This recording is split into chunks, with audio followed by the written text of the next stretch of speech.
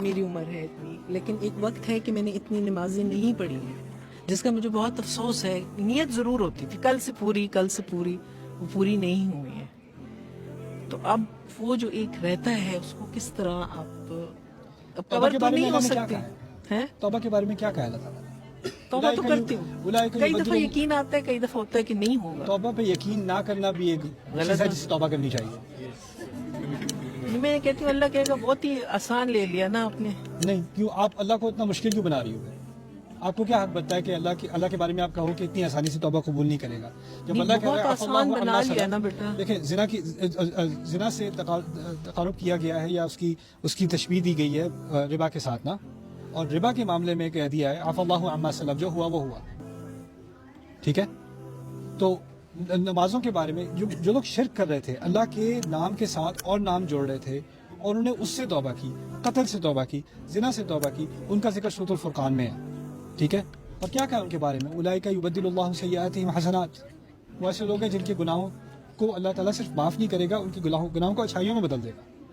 اللہ تعالیٰ کی رحمت اتنی بڑی ہے، یقین اتنی زیادہ ہے، اسی پہ تو چلتے رہے. اسی لیے توبہ پر شک نہیں کرنا چاہیے. صحیح. اور توبہ پہ شک کرنا اللہ کے ساتھ بدگمانی ہوتی ہے، نہ کریں.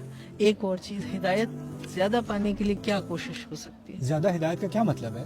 مطلب صحیح ہدایت پانے کے لیے جیسے دل مڑے نا، نماز کے لیے دل کھینچے، اس کے لیے دل کھینچے. اس سوال کے پیچھے نا میرے نزدیک ایک انگزائٹی ہوتی ہے کہ جو میں کر رہا ہوں یا کر رہی ہوں وہ کافی نہیں ہے. جی ایسا. اور میں جو ہوں وہ ہر طریقے سے ناقص ہوں.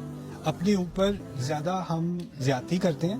اللہ تعالیٰ کی فرمانبرداری جو کر رہا ہے نا، اللہ تعالیٰ کے احکام کو مان رہا ہے، تو اللہ تعالیٰ کہہ رہے ہیں لا یلدکم من اعمالکم شیئا، تمہارے اعمال میں سے کچھ بھی نہیں لے گا. وہ کچھ چیزوں میں اللہ تعالیٰ ہمیں تسلی دیتا ہے اور ہم اپنے آپ سے تسلی چھین لیتے ہیں. ہم بے چینی میں رہنا چاہتے ہیں، ہم سمجھتے ہیں بے چینی میں ہی اصل ایمان ہے. لیکن یہ دین جو ہے نا، الا بذکر اللہ تطمئن القلوب، اللہ کے ذکر سے دلوں کو اطمینان آتا ہے. اور میں یہ بھی بات کہتا ہوں کہ اگر آپ کے پاس کوئی آئے اور کہے کہ میں نے بڑے گناہ کیے، میں توبہ کرنا چاہتی ہوں، رائٹ، آپ کیا کہو گی اس سے؟ آپ کہو گی توبہ کرو، اللہ معاف کرے گا. آپ اس کو تسلی دو گی، یعنی آپ اس کو تسلی دینے میں جلدی کرو گی لیکن اپنے آپ کو نہیں. ٹھیک ہے نا؟ نہیں، آپ اپنے آپ کو اس نظر سے نہیں دیکھتی جس نظر سے آپ کسی اور کو دیکھتی ہو. کیونکہ ہماری سوسائٹی میں ہم ایک روحانی مسئلہ ہے، ایک نفسیاتی مسئلہ بھی ہے. نفسیاتی مسئلہ یہ ہے کہ بچپن سے نا ہمیں ہر چیز کے بارے میں گلٹ کیا جا رہا ہے. تم نے یہ غلط کیا، یہ غلط کیا، یہ غلط کیا، اللہ تمہیں کبھی معاف نہیں کرے گا، ایسا کرے گا، ایسا ہوگا، ویسا ہوگا.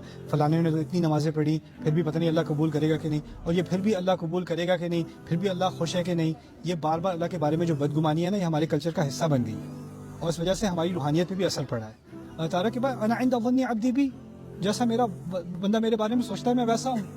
میرا رب معاف کرنے والا ہے، میرا رب دروازے کھولنے والا ہے. اس کی سب سے بڑی مثال میں بار بار دیتا ہوں، میں دیتے ہوئے تھکتا نہیں ہوں. 1000 بار دینی ہوگی میں 1000 بار دوں گا. یہ موسیٰ علیہ السلام کی مثال ہے. موسیٰ علیہ السلام سے قتل ہوا تھا، نبی نہیں تھے ابھی، نبی پہاڑ پر جا کر ہوئے ہیں، وہ طور پر جا کر ہوئے ہیں. اس سے پہلے کی بات ہے، یعنی وہ ایک عام مسلمان ہے اس وقت، ہے نا، اور ان سے غلطی سے قتل ہوا ہے. قتل ہوا تو کیا کیا انہوں نے؟ فوراً استغفار کیا. ٹھیک ہے نا؟ اور جب استغفار کی ہے تو کیا ان پر وحی آئی ہے کہ ان کی استغفار قبول ہوئی ہے؟ نہیں، وہ تو ابھی ہو نہیں سکتا کیونکہ ابھی وہ کیا نہیں ہے، ابھی وہ نبی نہیں ہے. اور فوراً سورۃ القصص میں اگلے الفاظ آتے ہیں، ربی بما انعمت علی فلن اکون ظہیرا للمجرمین، میرے رب جو انعام تو نے مجھ پر ابھی کیا ہے اس کی وجہ سے میں آئندہ کبھی مجرموں کی حمایت نہیں کروں گا. کیا انعام کیا تھا اللہ تعالیٰ نے ان کے اوپر؟ ان کو صلاحیت دی تھی استغفار کرنے کی. یعنی استغفار کرنے کی نعمت جس کو مل جائے نا، اس کو اعتماد ہونا چاہیے کہ اللہ تعالیٰ نے اس کی استغفار قبول کر لی. ان اللہ غفور الرحیم.